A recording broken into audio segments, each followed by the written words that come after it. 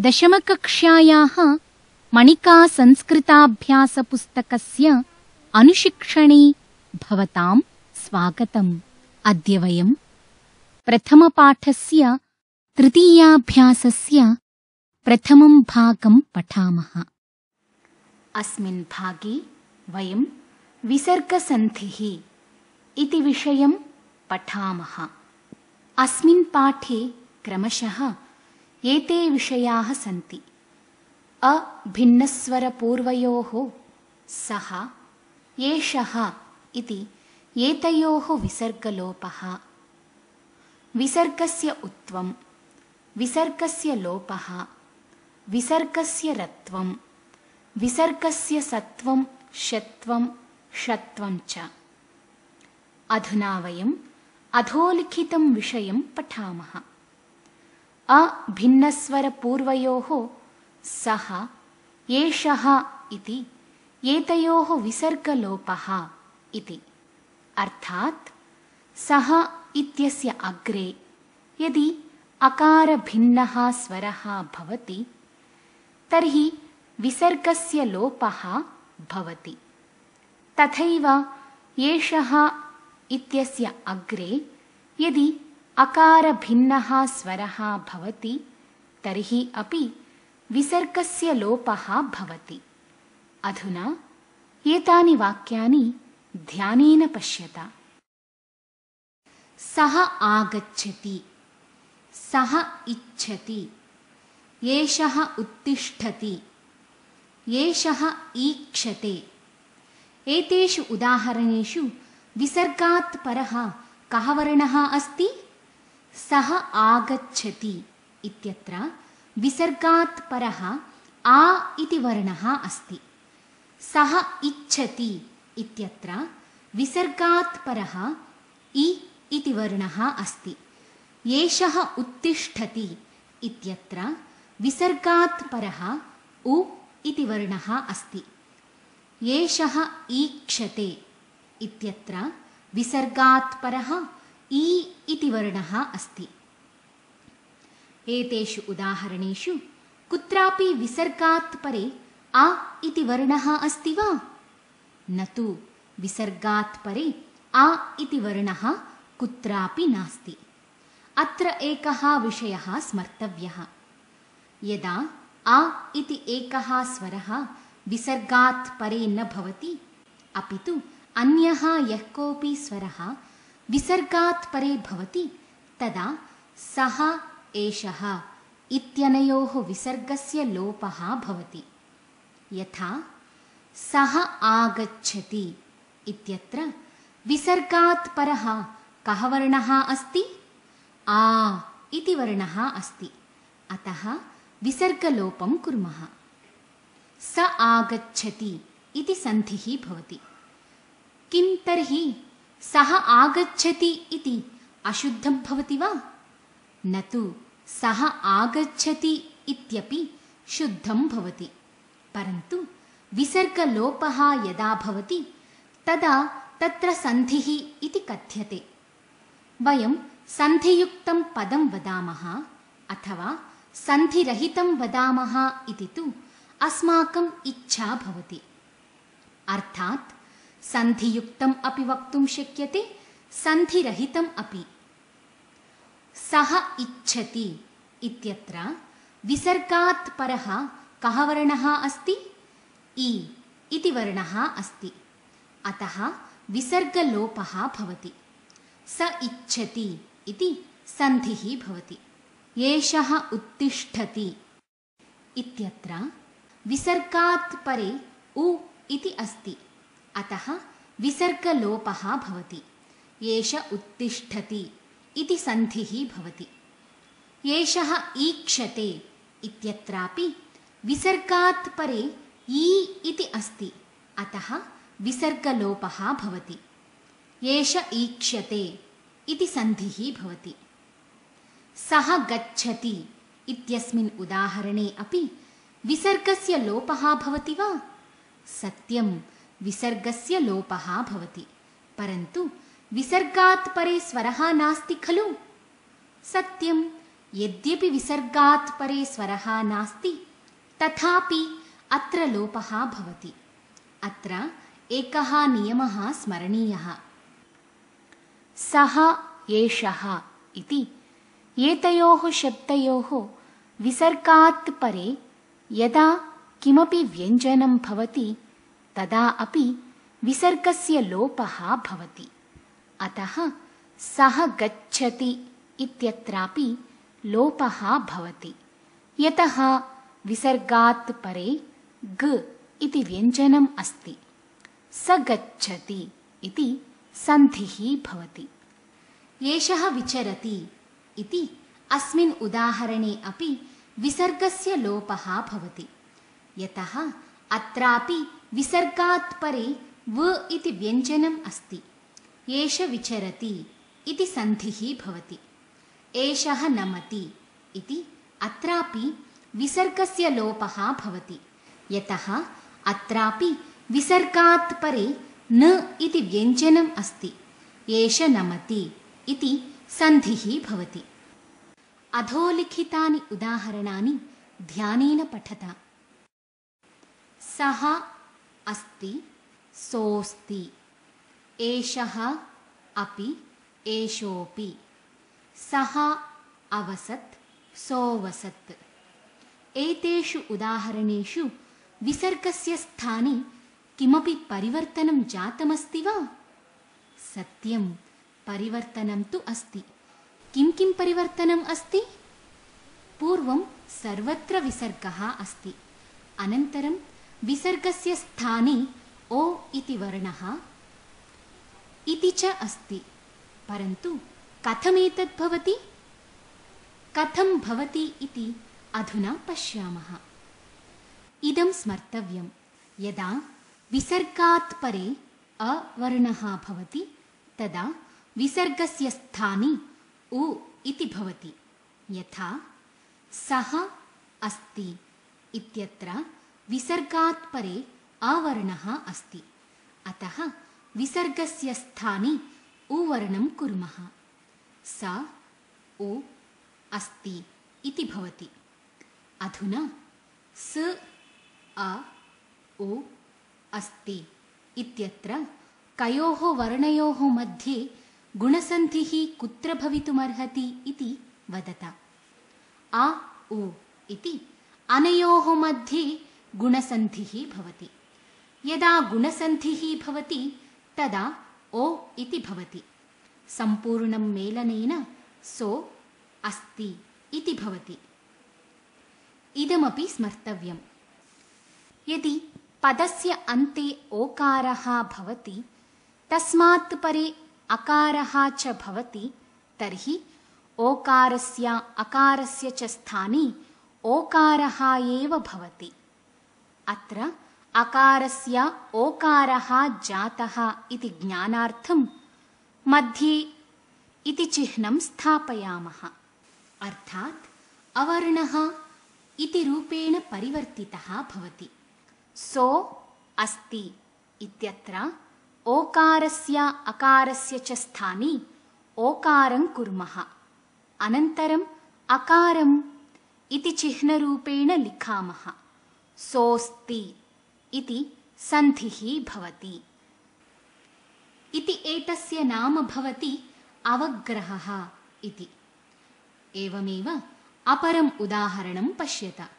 एषः अपि इति उदाहरणे विसर्गात् परे आवर्णः अस्ति, अतः विसर्गस्य स्थाने ओवर्णः भवति। ओकारस्य अकारस्य च स्थाने ओकारं कुर्मः। अनन्तरम् अकारम् इति चिह्नरूपेण लिखामः। एषोऽपि इति सन्धिः भवति। एतस्मिन् उदाहरणे अपि एवमेव पश्यत। सः अवसत् इति उदाहरणे विसर्गात् परे आवर्णः अस्ति, अतः विसर्गस्य स्थाने ओवर्णः भवति। ओकारस्य अकारस्य च स्थाने ओकारं कुर्मः। अनन्तरम् अकारम् इति चिह्नरूपेण लिखामः। सोऽवसत् इति सन्धिः भवति। एवमेव अधोलिखितेषु पदेषु सन्धिं कुर्वन्तु। सः अपतत्। अत्र विसर्गात् परे कः वर्णः अस्ति? आ इति वर्णः अस्ति। अतः विसर्गस्य स्थाने ओ वर्णः भवति। ओकारस्य अकारस्य च स्थाने ओकारं कुर्मः। अनन्तरम् अकारम् इति चिह्नरूपेण लिखामः। सोपतत् इति सन्धिः भवति। एषः अधावत्। अत्र विसर्गात् परे आ इति वर्णः अस्ति। अतः विसर्गस्य स्थाने ओ वर्णः भवति। ओकारस्य अकारस्य च स्थाने ओकारं कुर्मः। अनन्तरम् अकारम् इति चिह्नरूपेण लिखामः। एषोधावत् इति सन्धिः भवति। सः अत्र। अत्र विसर्गात् परे कः वर्णः अस्ति? आ इति वर्णः अस्ति। अतः विसर्गस्य स्थाने ओ वर्णः भवति। ओकारस्य अकारस्य च स्थाने ओकारं कुर्मः। अनन्तरम् अकारम् इति चिह्नरूपेण लिखामः। सोऽत्र इति सन्धिः भवति। एषः अत्र। अत्र विसर्गात् परे आ इति वर्णः अस्ति। अतः विसर्गस्य स्थाने ओ वर्णः भवति। ओकारस्य अकारस्य च स्थाने ओकारं कुर्मः। अनन्तरम् अकारम् इति चिह्नरूपेण लिखामः। एषोऽत्र इति सन्धिः भवति। सः अपि। अत्र विसर्गात् परे कः वर्णः अस्ति? आ इति वर्णः अस्ति। अतः विसर्गस्य स्थाने ओ वर्णः भवति। ओकारस्य अकारस्य च स्थाने ओकारं कुर्मः। अनन्तरम् अकारम् इति चिह्नरूपेण लिखामः। सोऽपि इति सन्धिः भवति। एषः अपि। अत्र विसर्गात् परे आ इति वर्णः अस्ति। अतः विसर्गस्य स्थाने ओ वर्णः भवति। ओकारस्य अकारस्य च स्थाने ओकारं कुर्मः। अनन्तरम् अकारम् इति चिह्नरूपेण लिखामः। एषोऽपि इति सन्धिः भवति। सः अतीव। अत्र विसर्गात् परे कः वर्णः अस्ति? आ इति वर्णः अस्ति। अतः विसर्गस्य स्थाने ओ वर्णः भवति। ओकारस्य अकारस्य च स्थाने ओकारं कुर्मः। अनन्तरम् अकारम् इति चिह्नरूपेण लिखामः। सोऽतीव इति सन्धिः भवति। एषः अतीव। अत्र विसर्गात् परे आ इति वर्णः अस्ति। अतः विसर्गस्य स्थाने ओ वर्णः भवति।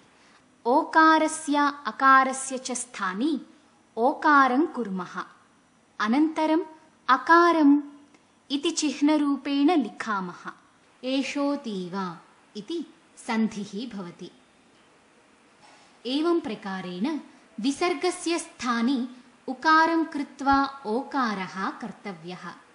ततः अग्रे विद्यमानः अकारः अवग्रहरूपेण ओकारे मेलनीयः भवति। अनन्तरम् ओकारस्य अकारस्य च स्थाने ओकारः कर्तव्यः। अकारः इति चिह्नरूपेण लिखामः। अधुना एतत् स्तम्भद्वयं ध्यानेन पश्यत। क स्तम्भः, ख स्तम्भः। रामः आगच्छति, कृष्णः एति, रहीमः इच्छति, मृगः इति, सिंहः इदानीं, गजः उत्सहते, बालः उत्तिष्ठति। कास्तम्भे सर्वत्र विसर्गात् पूर्वं कः स्वरः अस्ति? रामः इति पदे विसर्गात् पूर्वं अ इति वर्णः अस्ति। एवमेव कास्तम्भस्य सर्वेषु पदेषु विसर्गात् पूर्वम् अ इत्येव वर्णः अस्ति। अधुना खास्तम्भं पश्यामः। खास्तम्भे पदस्य आरम्भे सर्वत्र आवर्णः नास्ति, अन्ये स्वराः एव सन्ति। यथा आगच्छति इत्यत्र आरम्भे आ, एति इत्यत्र ए, इच्छति इत्यत्र इ, इति इत्यत्र इ, इदानीम् इत्यत्र इ, उत्सहते इत्यत्र उ, उत्तिष्ठति इत्यत्र च उ इति वर्णः अस्ति। स्तम्भद्वये अस्माभिः दृष्टं यत् सर्वत्र विसर्गात् पूर्वम् अ इति वर्णः अस्ति। विसर्गात् परे अकारः कुत्रापि नास्ति। अकारभिन्नः एव स्वरः विसर्गात् परे अस्ति। अत्र इदं स्मर्तव्यम्। यदा विसर्गात् पूर्वम् अ इति वर्णः भवति, विसर्गात् परे च अकारभिन्नः स्वरः भवति, तदा विसर्गस्य लोपः भवति। यथा रामः आगच्छति इत्यत्र विसर्गस्य लोपः भवति, यतः अत्र विसर्गात् पूर्वम् अवर्णः अस्ति। विसर्गात् परे आ इति स्वरः अस्ति। राम आगच्छति इति सन्धिपदं भवति। एवमेव विसर्गलोपं कृत्वा कृष्णः एति इत्यत्र कृष्ण एति, रहीमः इच्छति इत्यत्र रहीम इच्छति, मृगः इति इत्यत्र मृग इति, सिंहः इदानीम् इत्यत्र सिंह इदानीं, गजः उत्सहते इत्यत्र गज उत्सहते, बालः उत्तिष्ठति इत्यत्र बाल उत्तिष्ठति इति क्रमशः सन्धिः भवति। अधुना अन्यानि पदानि स्वयं लिखित्वा सन्धिं कुरुत। उपविशति, अत्र रिक्तस्थाने किं पदं पूरयामः? श्यामः इति पदं पूरयामः। श्यामः उपविशति इत्यत्र विसर्गात् पूर्वम् अवर्णः अस्ति। विसर्गात् परे अकारभिन्नः उ इति स्वरः अस्ति, अतः विसर्गस्य लोपः भवति। श्याम उपविशति इति सन्धिः अस्ति। नृपः, अत्र रिक्तस्थाने अत्ति इति पदं पूरयामः। अत्ति इति पदम् अत्र पूरयितुं न शक्यते खलु, यतोहि अत्र अवर्णः विसर्गात् परे भवति, अतः विसर्गस्य लोपः न भवति। अतः तादृशं पदं रिक्तस्थाने पूरणीयं यस्य आरम्भे अवर्णः न भवेत्। तादृशं पदं किं भवितुमर्हति? अस्तु, रिक्तस्थाने ऋणोति इति पदं लिखामः। नृपः ऋणोति इत्यत्र विसर्गात् पूर्वम् अवर्णः अस्ति। विसर्गात् परे अकारभिन्नः ऋ इति स्वरः अस्ति, अतः विसर्गस्य लोपः भवति। नृपऋणोति इति सन्धिः भवति। आस्ते, अत्र रिक्तस्थाने किं पदं पूरयामः? आनन्दः इति पदं पूरयामः। आनन्दः आस्ते इत्यत्र विसर्गात् पूर्वम् अवर्णः अस्ति। विसर्गात् परे अकारभिन्नः आ इति स्वरः अस्ति, अतः विसर्गस्य लोपः भवति। आनन्द आस्ते इति सन्धिः भवति। नृपः, अत्र रिक्तस्थाने ईर्ष्यति इति पदं पूरयामः। नृपः ईर्ष्यति इत्यत्र विसर्गात् पूर्वम् अवर्णः अस्ति। विसर्गात् परे अकारभिन्नः ई इति स्वरः अस्ति, अतः विसर्गस्य लोपः भवति। नृप ईर्ष्यति इति सन्धिः अस्ति। ईक्ष्यते, अत्र रिक्तस्थाने दयालुः इति पदं पूरयामः। दयालुः इति पदम् अत्र पूरयितुं न शक्यते खलु, यतोहि अत्र विसर्गात् पूर्वम् उवर्णः भवति, अतः विसर्गस्य लोपः न भवति। अतः तादृशं पदं रिक्तस्थाने पूरणीयं यत्र विसर्गात् पूर्वम् अवर्णः एव भवेत्। तादृशं पदं किं भवितुमर्हति? अस्तु, रिक्तस्थाने महेशः इति पदं लिखामः। महेशः ईक्षते इत्यत्र विसर्गात् पूर्वम् अवर्णः अस्ति। विसर्गात् परे अकारभिन्नः ई इति स्वरः अस्ति, अतः विसर्गस्य लोपः भवति। महेश ईक्षते इति सन्धिः अस्ति। मूषकः, अत्र रिक्तस्थाने एधते इति पदं पूरयामः। मूषकः एधते इत्यत्र विसर्गात् पूर्वम् अवर्णः अस्ति। विसर्गात् परे अकारभिन्नः ए इति स्वरः अस्ति, अतः विसर्गस्य लोपः भवति। मूषक एधते इति सन्धिः अस्ति। अधुना अधोलिखितवर्गाणां तृतीयचतुर्थपञ्चमवर्णान् लिखत। कवर्गे के तृतीयचतुर्थपञ्चमवर्णाः सन्ति? कवर्गे ग इति तृतीयः, घ इति चतुर्थः, ङ इति च पञ्चमवर्णः अस्ति। चवर्गे ज इति तृतीयः, झ इति चतुर्थः, ञ इति च पञ्चमः वर्णः अस्ति। टवर्गे ड इति तृतीयः, ढ इति चतुर्थः, ण इति च पञ्चमः वर्णः अस्ति। टवर्गे द इति तृतीयः, ढ इति चतुर्थः, न इति च पञ्चमः वर्णः अस्ति। पवर्गे च ब इति तृतीयः, भ इति चतुर्थः, म इति च पञ्चमः वर्णः अस्ति। अधुना अन्तस्थाः वर्णाः के सन्ति इति एकवारं स्मरत। य, र, ल, व इति एते वर्णाः अन्तस्थाः भवन्ति। समीचीनम्। ऊष्मवर्णाः के भवन्ति? श, ष, स, ह इति एते ऊष्मवर्णाः भवन्ति। अधुना अधोलिखितेषु पदेषु प्रारम्भे कः वर्णः अस्ति इति लिखत। गर्जति इत्यत्र आरम्भे कः वर्णः अस्ति? अत्र कवर्गस्य तृतीयः ग इति वर्णः अस्ति। जागर्ति इत्यत्र चवर्गस्य तृतीयः ज इति वर्णः अस्ति। नमति इत्यत्र तवर्गस्य पञ्चमः न इति वर्णः अस्ति।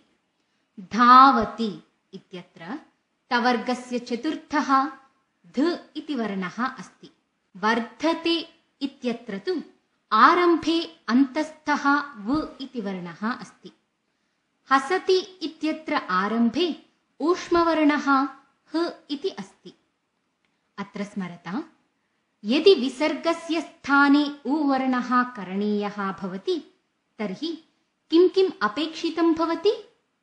तत्र सर्वप्रथमतया तु विसर्गात् पूर्वम् अवर्णः अवश्यं भवेतेव। तदनन्तरं विसर्गात् परे अवर्णः भवेत्, अथवा विसर्गात् परे कस्यचित् अपि वर्गस्य तृतीयः, चतुर्थः अथवा पञ्चमः वर्णः भवेत्, अथवा य, र, ल, व, ह इति एतेषु यः कोऽपि विसर्गात् परे भवेत्। अधुना अधोलिखितेषु पदेषु सन्धिं कुरुत। रामः अयम् इत्यत्र विसर्गात् पूर्वं कः वर्णः अस्ति? अ इति वर्णः अस्ति। विसर्गात् परे कः वर्णः अस्ति? परे अपि अ इत्येव वर्णः अस्ति। तर्हि विसर्गस्य स्थाने कः आदेशः भवति? उ इति आदेशः भवति। ततः परं किं कुर्मः? अ, उ इत्यनयोः मध्ये गुणसन्धिं कुर्मः। रामो अयम् इति भवति। ओकारस्य अकारस्य च स्थाने ओकारः भवति। अकारम् इति चिह्नरूपेण लिखामः। रामोऽयम् इति सन्धिः भवति। कृष्णः अस्ति इत्यत्र विसर्गात् पूर्वम् अकारः अस्ति। विसर्गात् परे अपि अकारः अस्ति। अतः विसर्गस्य स्थाने उकारः भवति। अकार उकारयोः गुणसन्धिं कुर्मः। कृष्णो अस्ति इति भवति। ओकारस्य अकारस्य च स्थाने ओकारः भवति। अकारम् इति चिह्नरूपेण लिखामः। कृष्णोऽस्ति इति विसर्गसन्धिः भवति। सिंहः गर्जति इत्यत्र विसर्गात् पूर्वम् अकारः अस्ति, किन्तु विसर्गात् परे अकारः नास्ति खलु। अतः अत्र विसर्गस्य स्थाने उवर्णः भवति वा? सन्देहः अस्ति। अतः पूर्वोक्ताः नियमाः स्मरणीयाः। पूर्वम् उक्तं यत् यदा विसर्गात् परे वर्गाणां तृतीय चतुर्थ पञ्चमवर्णाः भवन्ति तदा विसर्गस्य स्थाने उवर्णः भवति। सिंहः गर्जति इत्यत्र विसर्गात् परे कः वर्णः अस्ति? ग-वर्णः अस्ति। ग-वर्णः कस्मिन् वर्गे भवति? ग-वर्णः कवर्गे भवति। सः कतमः वर्णः भवति? ग-वर्णः तृतीयः वर्णः भवति। अतः विसर्गस्य स्थाने उकारः भवति। अधुना अ उ इति अनयोः स्थाने ओकारः भवति। सिंहो गर्जति इति विसर्गसन्धिः भवति। मयूरः नृत्यति इत्यत्र विसर्गात् पूर्वम् अवर्णः अस्ति, परन्तु विसर्गात् परे न वर्णः अस्ति। तर्हि विसर्गस्य स्थाने उ भवति वा? नियमान् स्मरामः। सत्यं, यदा विसर्गात् परे वर्गस्य पञ्चमः वर्णः भवति तदा अपि विसर्गस्य स्थाने उवर्णः भवति। अत्र तवर्गस्य पञ्चमः वर्णः विसर्गात् परे अस्ति। अतः मयूर उ नृत्यति इति स्थितिः भवति। अ उ इति अनयोः गुणसन्धिं कृत्वा ओकारं कुर्मः। मयूरो नृत्यति इति विसर्गसन्धिः भवति। गजः धावति इत्यत्र विसर्गात् पूर्वम् अकारः अस्ति। विसर्गात् परे तवर्गस्य चतुर्थः वर्णः ध इति अस्ति। अतः विसर्गस्य स्थाने उकारः भवति। गज उ धावति, अत्र गुणं कुर्मः। गजो धावति इति विसर्गसन्धिः भवति। तरुणः नमति इत्यत्र विसर्गात् परे तवर्गस्य पञ्चमः वर्णः अस्ति न इति। विसर्गात् पूर्वम् अकारः तु अस्ति एव। अतः विसर्गस्य स्थाने उकारः भवति। तरुण उ नमति, अत्र न उ इत्यनयोः मध्ये गुणसन्धिं कुर्मः। तरुणो नमति इति विसर्गसन्धिः भवति। वृक्षः वर्धते इत्यत्र विसर्गात् पूर्वम् अकारः अस्ति, परन्तु विसर्गात् परे न तु स्वरः अस्ति न च कस्यचित् वर्गस्य तृतीयः चतुर्थः अथवा पञ्चमः वर्णः अस्ति। अतः विसर्गस्य उकारः भवति वा? नियमान् स्मरामः। सत्यं, विसर्गस्य उकारः भवति। यतः विसर्गात् परे अत्र अन्तस्थः व इति वर्णः अस्ति, यतः विसर्गात् परे अत्र अन्तस्थः व इति वर्णः अस्ति। यदा अन्तस्थः कश्चन वर्णः विसर्गात् परे भवति तदा अपि विसर्गस्य उकारः भवति इति उक्तमासीत् किल, अतः वृक्ष उ वर्धते इति भवति। वृक्ष उ अत्र सन्धिं कृत्वा ओकारं कुर्मः। वृक्षो वर्धते इति विसर्गसन्धिः भवति। गोपालः हसति इत्यत्र विसर्गात् पूर्वम् अकारः अस्ति, परन्तु विसर्गात् परे न तु स्वरः अस्ति, न च कस्यचित् वर्गस्य तृतीयः, चतुर्थः अथवा पञ्चमः वर्णः अस्ति, नापि अन्तस्थः कश्चन वर्णः अस्ति। अतः विसर्गस्य उकारः भवति वा? सत्यं, विसर्गस्य उकारः भवति। यतः विसर्गात् परे अत्र ऊष्मवर्णः ह इति अस्ति। यदा ऊष्मवर्णः हकारः विसर्गात् परे भवति तदा अपि विसर्गस्य उकारः भवति। अतः गोपाल उ हसति इति भवति। गोपाल उ अत्र सन्धिं कृत्वा ओकारं कुर्मः। गोपालो हसति इति विसर्गसन्धिः भवति। कः अपि इत्यत्र विसर्गात् पूर्वं कः वर्णः अस्ति? अ इति वर्णः अस्ति। विसर्गात् परे कः वर्णः अस्ति? परे अपि अ इत्येव वर्णः अस्ति। तर्हि विसर्गस्य स्थाने कः आदेशः भवति? उ इति आदेशः भवति। ततः परं किं कुर्मः? अ उ इत्यनयोः मध्ये गुणसन्धिं कुर्मः। को अपि इति भवति। ओकारस्य अकारस्य च स्थाने ओकारः भवति। अकारम् इति चिह्नरूपेण लिखामः। कोऽपि इति सन्धिः भवति। वृद्धः अत्र इत्यत्र विसर्गात् पूर्वम् अकारः अस्ति। विसर्गात् परे अपि अकारः अस्ति। अतः विसर्गस्य स्थाने उकारः भवति। अकार उकारयोः गुणसन्धिं कुर्मः। वृद्धो अत्र इति भवति। ओकारस्य अकारस्य च स्थाने ओकारः भवति। अकारम् इति चिह्नरूपेण लिखामः। वृद्धोऽत्र इति विसर्गसन्धिः भवति।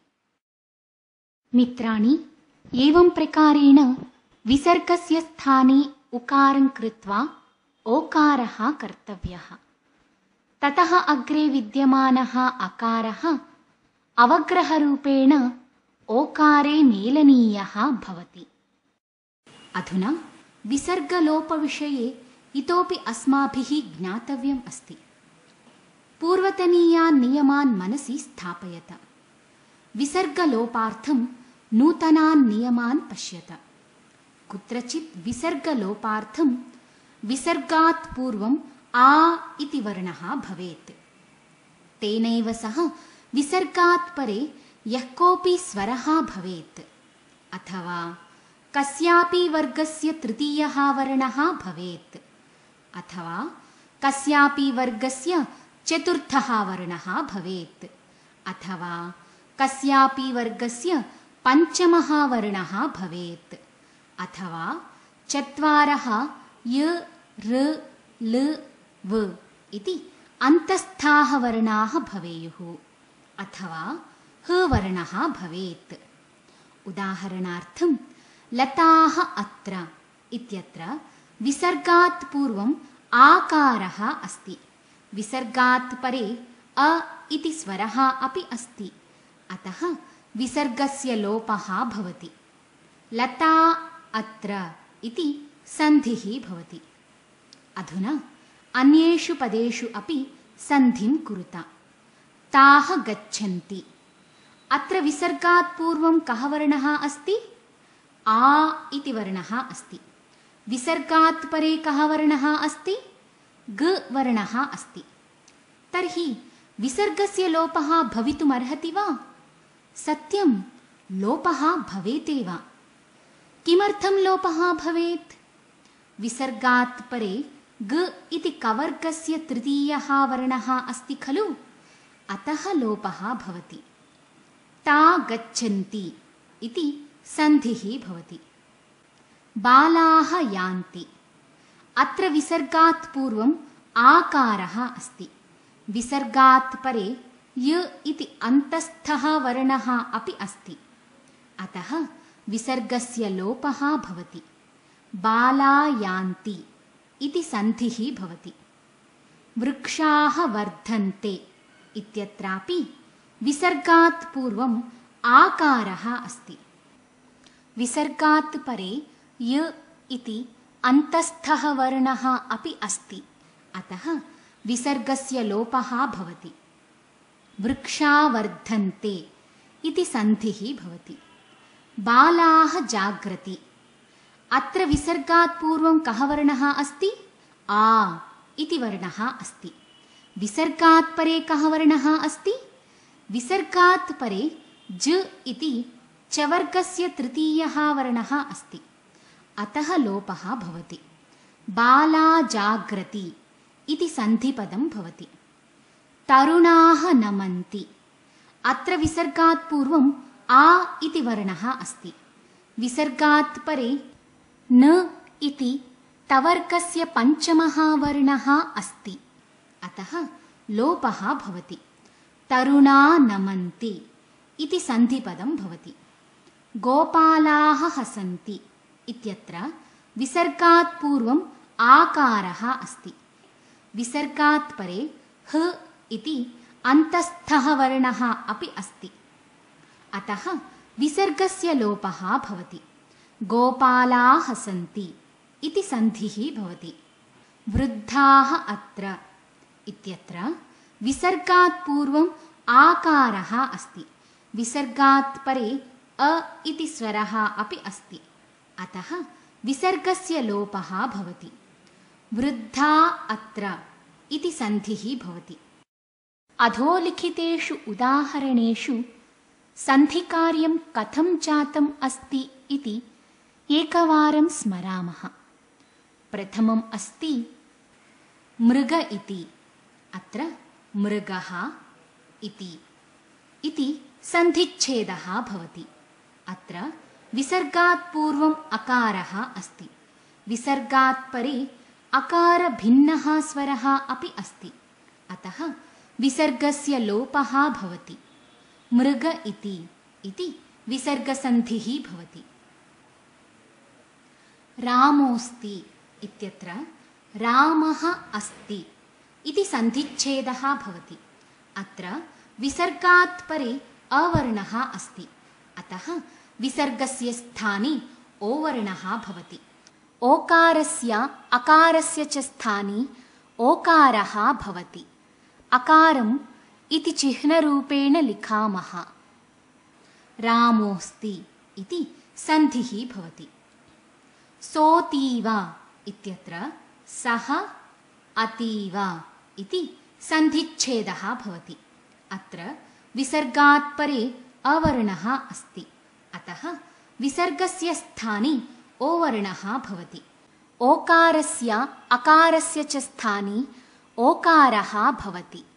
अकारम् इति चिह्नरूपेण लिखामः। सोऽतीव इति सन्धिः भवति। एषोऽस्मि इत्यत्र एषः अस्मि इति सन्धिच्छेदः भवति। अत्र विसर्गात् परे अवर्णः अस्ति। अतः विसर्गस्य स्थाने ओवर्णः भवति। ओकारस्य अकारस्य च स्थाने ओकारः भवति। अकारम् इति चिह्नरूपेण लिखामः। एषोऽस्मि इति सन्धिः भवति।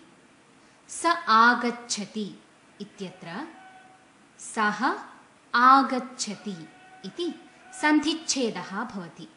अत्र विसर्गात् पूर्वम् अवर्णः अस्ति।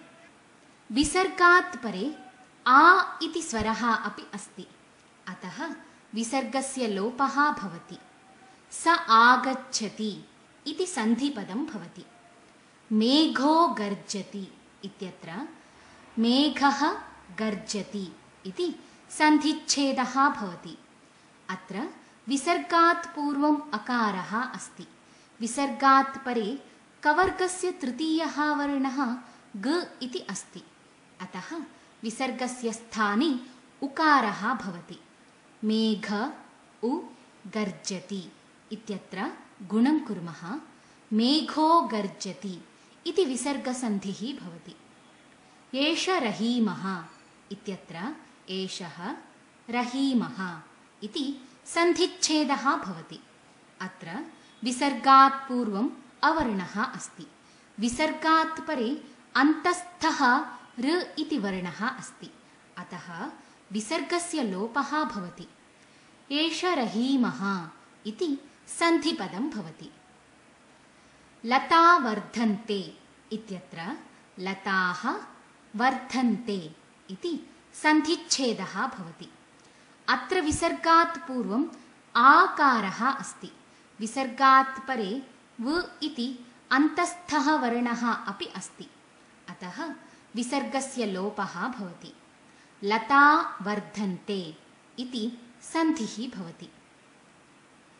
वृद्धा हसन्ति इत्यत्र वृद्धाः हसन्ति इति सन्धिच्छेदः भवति। अत्र विसर्गात् पूर्वम् आकारः अस्ति। विसर्गात् परे ह इति वर्णः अपि अस्ति।